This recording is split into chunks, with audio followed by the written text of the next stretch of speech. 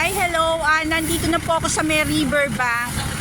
Dito po sa mga rides nila. Ayan po, nag-ooperate na po. Oh. Tatanungin ko po yung nag-ooperate nitong rides na to. Open na sila.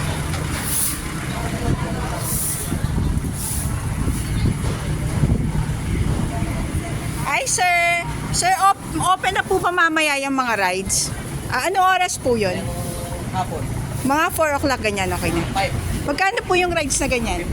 50. Pwede ba ako sumakay dyan? Mamaya. Okay, thank you sir. Okay, open na raw sabi po nung para katiwala ng mga rides.